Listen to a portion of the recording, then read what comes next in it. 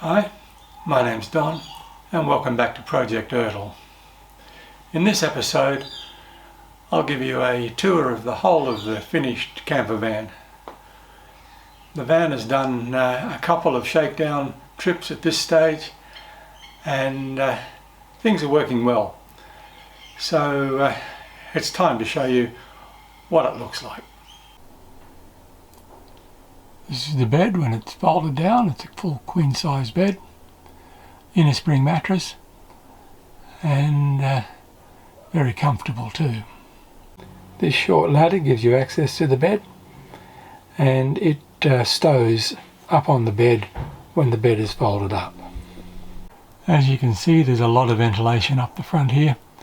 3 good sized windows with fly screens.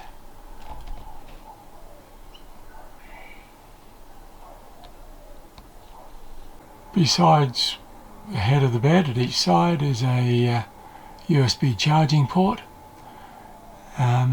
for phones and iPads, and down the side of the bed are small pockets for storing iPads, phones, etc.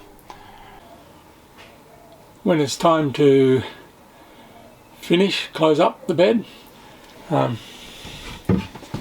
ladder goes up here and slides back out of the way. The mattress flips over like that, and the bed base folds up 2 folds and clips in there. Most of the time we don't have the dining room table set up. It just gives us easy access for sitting in the lounge and reading, that kind of thing. When we want the table up, it's just a matter of swinging it up, placing the leg into position.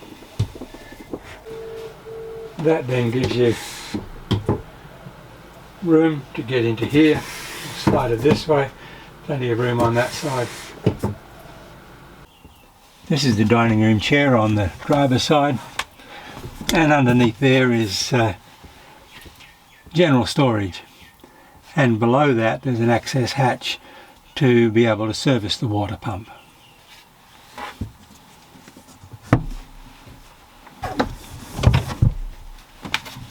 We have a small fridge. It's only small, but everything's small in this. It has a small freezer. It's a Bushman freezer and there's about 57 litres in capacity. Below it is a cupboard which is predominantly for clothes storage, and there's ventilation here, underneath here, and over to the side there for the fridge. The fridge does not vent outside. I didn't want a place on the outside where dust was going to enter.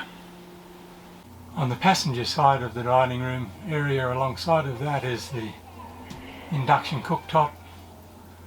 It's a 2-burner, if burner is the right word for an induction cooktop. It's a 2-burner cooktop, each one capable of heating around about 1.4 kilowatts. So it's not possible to run both elements at full power, but it's just a simple matter of arranging your cooking schedule, if you like, so that you bring one pot to the boil if that's necessary, drop it down to say 400 watts to keep it on the simmer, and then on the other burner you could cook another pot at full power, and the difference in time is about 2 minutes, 3 minutes. It's incredibly efficient and quick. The inverter is sized to be able to handle that easily. Below that is some knives and forks drawers, some cutlery, cook pots, etc., and below that some food storage. Across the back, closest to the entry door, is the kitchen sink and bench, and below that is 2 cupboards which are predominantly designed for food storage.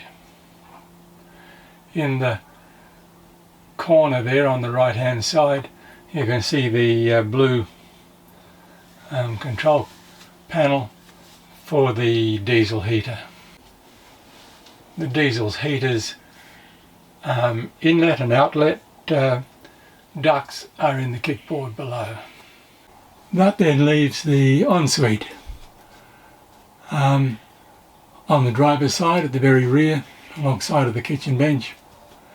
The toilet in there, a hand wash basin, and a water resistant hatch in underneath there where you can store all the little bits and bobs you need in a wash house. And although the walls only run up to approximately 1400 millimeters in height, we found it to be quite adequate when using the shower. We don't splash outside of that. We had thought about putting in some shower curtains or something around it, but felt that that was really just going to clutter up and make everything look a lot smaller than it already is. In the hand wash basin, we've got hot and cold running water. The hot water cylinder is mounted under the bench here, and this comes out on a flexible hose to provide the shower. Of course, the shower is equipped with a shower screen door. There's a latch up here to keep it closed while in transit, but otherwise it's closed with a magnetic strip all around.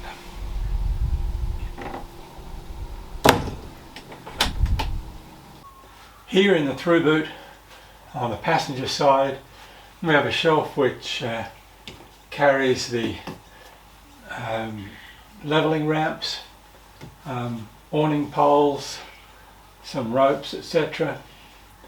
Here below that is camp chairs, awning, and jerry can storage. The space on this side can take 6 jerry cans, which amounts to about 120 litres of fuel or water, depending on the terrain and the type of trip we're doing. If they were full of fuel, that 120 litres combined with the 100 litres in the main vehicle's tank would give us in excess of 1400 kilometres range. Then down below is a toolbox, the same on the other side, which runs all the way through to here. Storage of tools and spare parts, held down low between forward of the rear axle. As is this weight here. It was important in the design that these heavy items are carried well forward of the rear axle. On the driver's side through boot we have storage for water hose and sullage hose, a second spare tyre. We have a step for the passenger entry, a fire pit and a bucket, and below that more tool storage, spare parts, even an electric chainsaw.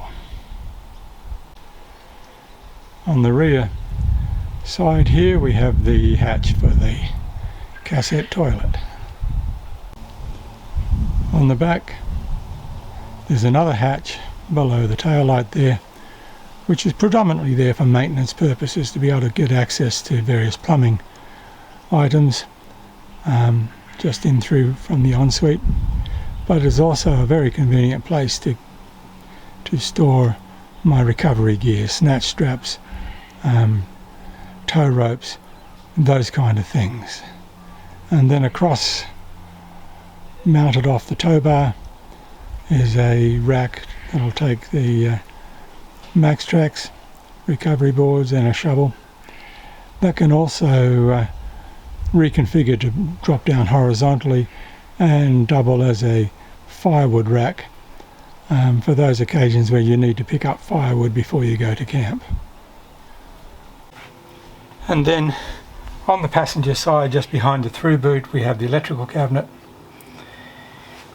3000 watt inverter here, main power from the batteries coming in through a shunt there and feeding the positive and negative bus bars, and a main isolating switch from the battery.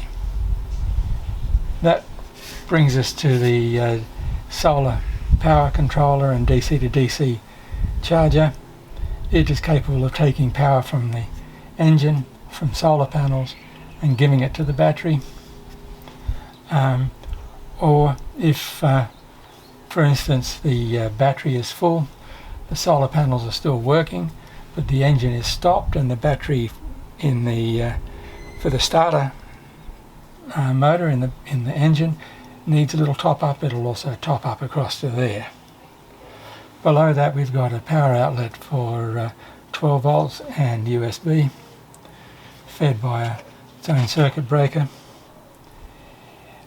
We've got circuit breakers down here for solar power and alternator power from the car. A small fuse box here for running all the light 12 volt circuits. Above it here is the controller for the linear actuators that raise and lower the roof. This is the 240 volt power supply unit,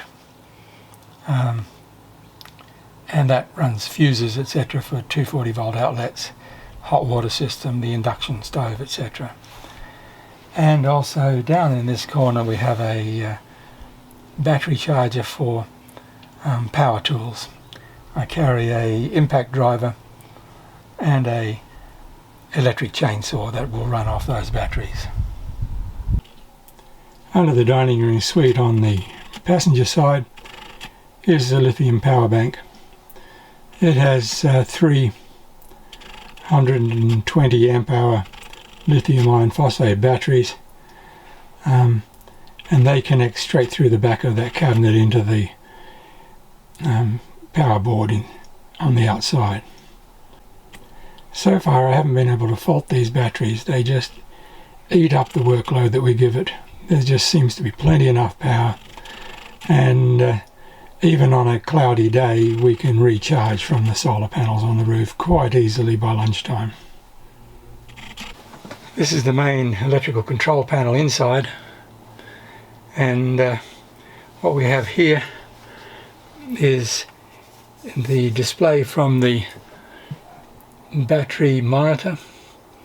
It displays current battery levels, current draw, and basically how many hours you've got to keep going at that rate of discharge on the batteries.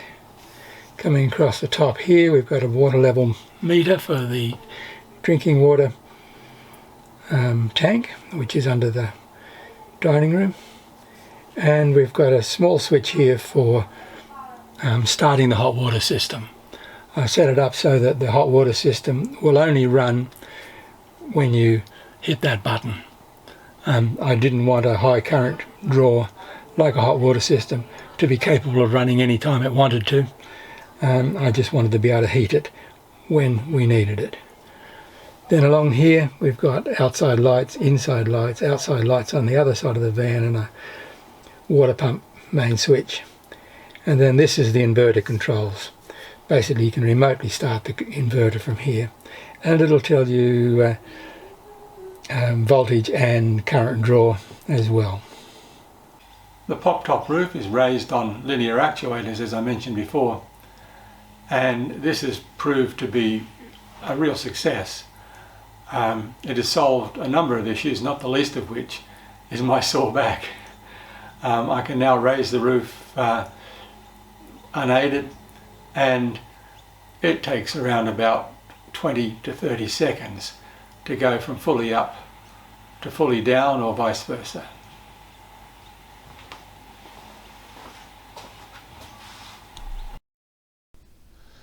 So that concludes the tour, and I hope you've enjoyed that. We're ready now to drive off into the sunset.